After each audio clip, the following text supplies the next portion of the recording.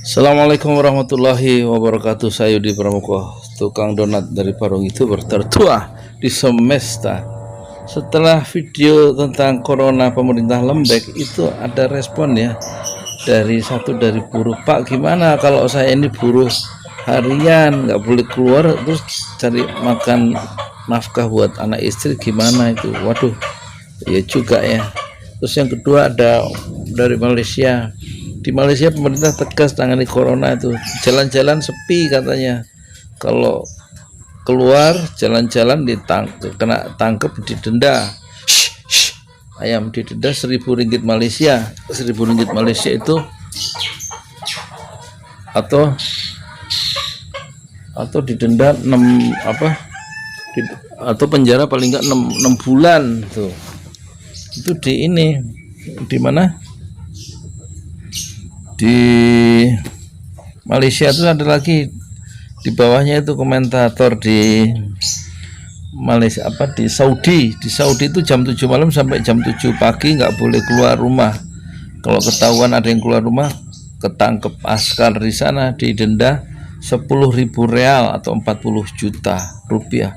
Itu pemerintah Arab benar-benar tegas sama Malaysia nangani corona. Itu merespon video yang saya buat tadi pagi di danau itu.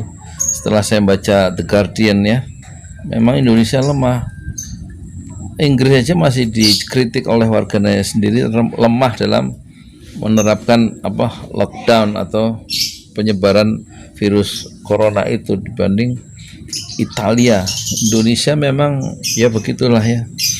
Jadi sekarang kita sendiri ya yang warga sebagai citizen, warga negara, betul-betul menjaga jarak ya dengan lingkungan, jangan bersentuhan. Tapi sholat sih tetap jangan sampai ada juga tulisan di masjid dilarang sholat Jumat. Itu perbuatan komunis itu.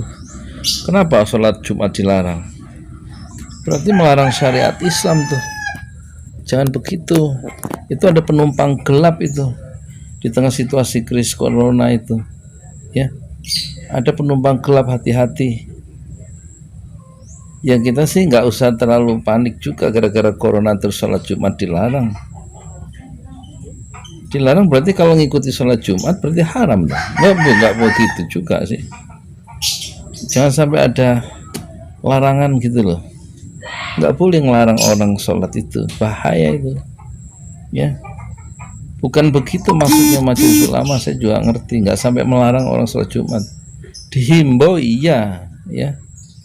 Kalau di satu daerah memang nggak ada kasus corona, nggak usah juga terus orang kemudian melarang yang lain sholat di satu kawasan yang nggak ada coronanya kan. Nggak semua titik kena corona. Jangan, ini kita khawatir ada unsur-unsur orang pihak komunis ya memanfaatkan situasi untuk menimbulkan kebencian terhadap syariat Islam. Satu. Oh ya, terus ada istilah, saya dapat informasi dari teman saya dosen di kawasan Sumatera dan Jawa Timur. Istilah kadrun itu setelah dia baca di Perpustakaan Nasional itu dipakai. Kadrun itu kadal guru nih, saya baru tahu juga, itu dipakai tahun 63-64 oleh orang-orang komunis di koran-koran mereka itu. Dia lihat sendiri di mikrofilm ya, di koran-koran tahun 63-64. Hati-hati deh, hati-hati. Jadi istilah kadrun ini dipakai sekarang kan ya. Kita menduga siapa yang pakai itu, istilah itu muncul kembali. Dulu dipakai untuk menyerang orang Islam dan orang-orang keturunan Arab, paling enggak orang-orang Islam. Arab dan Islam tidak bisa dipisahkan sebagaimana air dengan ikan. Jadi ini terus ada lagi satu peringatan dari senior kita ya, nggak usah saya sebutkan. Situasi sekarang ini itu seperti tahun 63-64 ya. Aroma komunis itu begitu terasa. Ini buat orang yang pernah hidup di zaman itu, saya nggak tahu ya. Saya hanya menyampaikan. Memang presiden mendatang itu harusnya dari militer. Ya mungkin Pak Gatot ya. dan Pak Anies, entah Pak Anies jadi presiden, Pak Gatot jadi wakil presiden atau sebaliknya ya. Baru takut orang-orang itu dengan militer yang punya komitmen yang tidak diragukan di dalam membela national interest ya, kepentingan nasional. Sekarang kalau keadaan Indonesia sekarang kan bersifat oligarki ya, kekuasaan politik itu dikuasai oleh orang-orang yang punya uang di belakangnya. Siapa yang punya uang besar itu? Ya hanya segelintir orang ya. Itulah yang mengendalikan partai-partai dan tokoh-tokoh yang berkuasa. Ya moga-moga Allah menolong ya negeri Indonesia dan negeri-negeri Islam yang lainnya dari makar orang-orang kufar, orang-orang munafik. Walan tardo angkal yahudu walan nasor hatta tattabi'a millatahum.